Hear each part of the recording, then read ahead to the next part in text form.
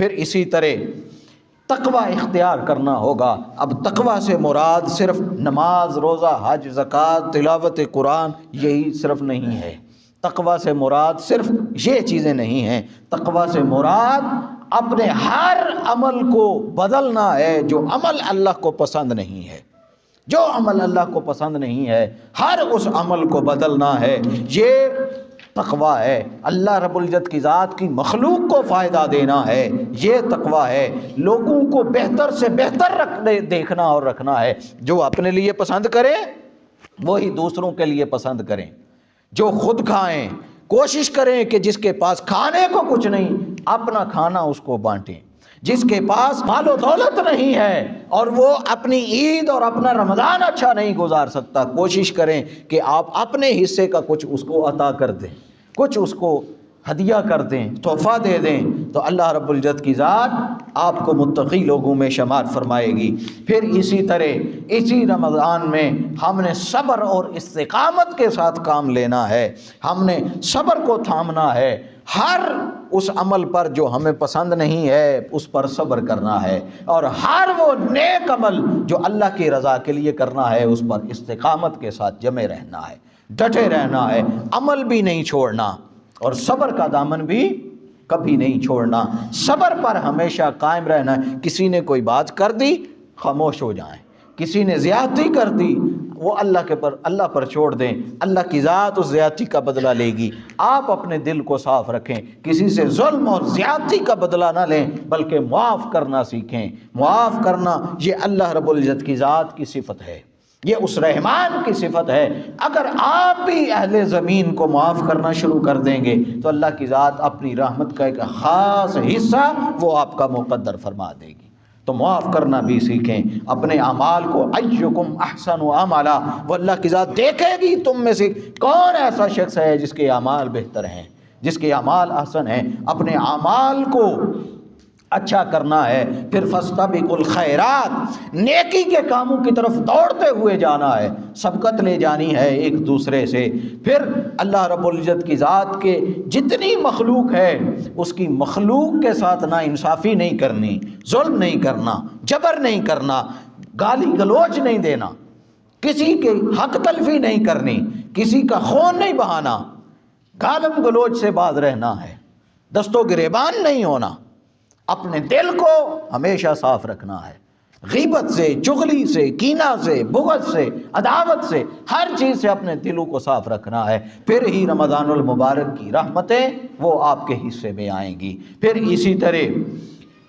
ہر شخص کو دوسرے کو اپنے اوپر ترجیح دینی ہے۔ اللہ کی ذات نے اسی طرف اسلامی معاشرے کی ایک جھلک دکھائی اور حکم بھی فرمایا کہ لوگوں اس طرح کیا کرو۔ اللہ کی ذات نے ارشاد فرمایا الحشر کی آیت نمبر 9 میں وَيُؤْثِرُونَ عَلَىٰ أَنفُسِهِمْ وَلَوْ كَانَ بِهِمْ خَصَاصَةٌ، اور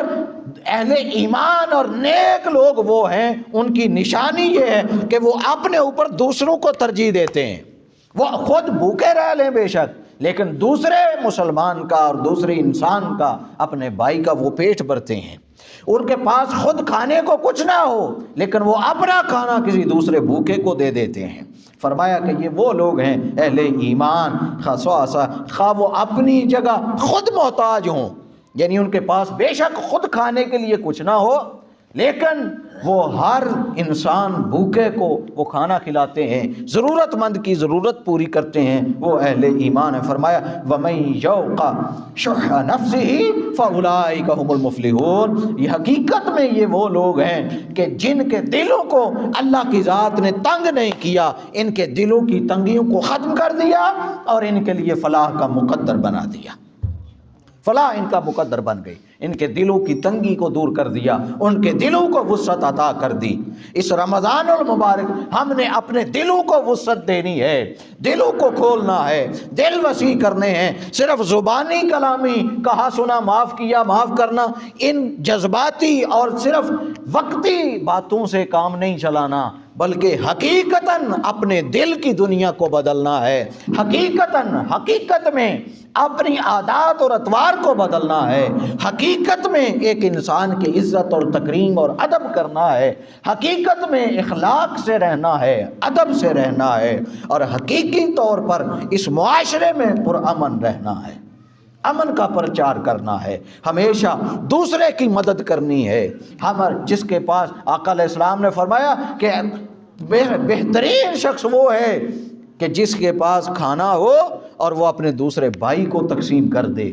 آقا علیہ السلام نے فرمایا کہ لوگو، تم میں سے اگر کسی کے پاس اپنے لیے کھانا ہو تو ایک بندے کا کھانا 2 بندوں کو کافی ہے، اس کی جان بچا سکتا ہے، اور اگر کسی کے پاس 2 لوگوں کا کھانا ہو تو 2 لوگوں کا کھانا 4 لوگوں کے لیے کافی ہے کہ وہ 4 کی جان بچا سکتا ہے۔ اس طرح اپنا مال تقسیم کرنا شروع کریں، یقین کریں جتنا آپ اپنا مال اللہ کے حضور، اللہ کی مخلوق میں تقسیم کرتے چلے جائیں گے، اللہ کی ذات آپ کے رزق میں اتنا اضافہ کرتی چلی جائے گی۔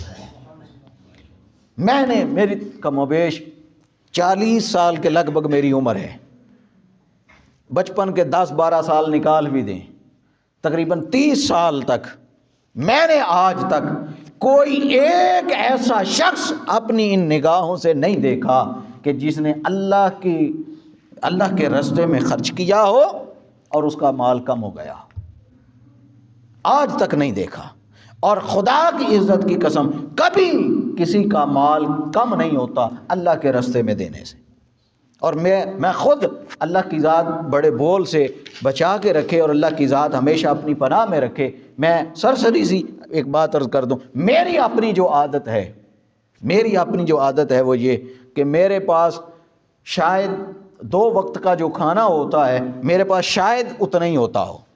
میرے پاس اس سے زیادہ ایک 10 روپے کی بھی جمع پونجی یا میرے پاس محفوظ یا سیونگ وغیرہ نہیں ہوتی۔ ایون کہ معاملات یہاں تک آ جاتے ہیں کہ بعض اوقات میرے گھر کوئی مہمان آ رہا ہوتا ہے اور میری جیب میں اتنا بھی پیسہ نہیں ہوتا، اتنی جمع پونجی بھی نہیں ہوتی کہ میں اس مہمان کے لیے کچھ اچھا کھانا لے آؤں، لیکن اللہ کی ذات کی کرم نوازی یہ ہوتی ہے کہ چونکہ میں اس کی مخلوق کو دیتا ہوں، میں اپنی جیب میں نہیں رکھتا، میں اپنی سیونگ نہیں کرتا، میں جتنے مجھ سے بڑھ جاتے ہیں، میرے خرچ سے بڑھ جاتے ہیں، میں اتنے پیسے اللہ کی مخلوق کو دے دیتا ہوں، میں کسی انسان کو دے دیتا ہوں۔ تو پھر میرے گھر اگر مہمان صبح آنا ہو تو اللہ کی ذات میری جیب میں ان پیسوں کا بندوبست شام کو ہی کر دیتی ہے۔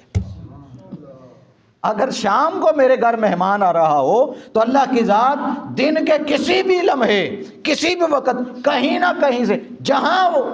وہ بہتر سمجھے، جہاں سے اس کو مناسب لگے اور جہاں سے میرے حق میں بہتر ہو، اگر شام کو مہمان آنا ہو تو وہ دن کے کسی حصے میں بھی میری ضرورت کے مطابق اتنے پیسے میری جیب میں ڈلوا دیتا ہے اور میں اپنا وقت گزار لیتا ہوں۔ کیوں؟ کہ میرا توکل اس پر ہے، میں ہمیشہ اس کی مخلوق اپنے پاس جمع نہیں رکھتا، اس کی مخلوق کو دیتا ہوں، اور اس کی مخلوق کی خدمت کی وجہ سے معاملہ یہ ہوتا ہے کہ اللہ رب العزت کی ذات کبھی بھی، کہیں بھی، کسی بھی جگہ نہ مجھے کوئی کمی آنے دیتا ہے، نہ کہیں کوئی شرمندگی آنے دیتا ہے۔ یہ اللہ کے حضور خرچ کرنے کا معاملہ ہے۔ میری آمدن بھی اتنی نہیں، لیکن میں اپنی آمدن سے زیادہ، اپنی حیثیت سے زیادہ، کہ بھئی مال اس کا ہے، دیتا وہ ہے، جتنا زیادہ اس کے راستے میں دیں گے اللہ کی ذات اتنا زیادہ دے دے گی۔ تو لوگوں، جتنا آپ اچھی نیت کے ساتھ اور خلوص دل کے ساتھ اللہ کے حضور دیتے رہیں گے، اللہ کی مخلوق کو دیتے رہیں گے، اللہ رب العزت کی ذات اتنا آپ کے رزق میں اضافہ فرماتی رہے گی۔ ہمیشہ اپنے دل کو تنگ نہ کریں، دل کی تنگیوں کو ختم کریں، دل کو وسعت دیں، اپنے ذہنوں کو وسعت دیں، اپنے بازوں کو وسعت دیں، اور ہمیشہ انسانیت کو سسکتی ہوئی، بلکتی ہوئی، مجبور، مقہور اور مظلوم انسانیت کو سینے سے لگائیں۔ ہمیشہ اس کے لیے اپنے دامن کو کشادہ رکھیں، اپنے دل کو کشادہ رکھیں۔ آپ کسی بھی کو دیتے ہوئے یہ نہ دیکھیں یہ مسلمان ہے یا غیر مسلم ہے، یہ میری برادری کا ہے یا برادری کا نہیں ہے، یہ چیزیں دلوں سے نکال دیں، فقط انسانیت کو فوقیت دیں۔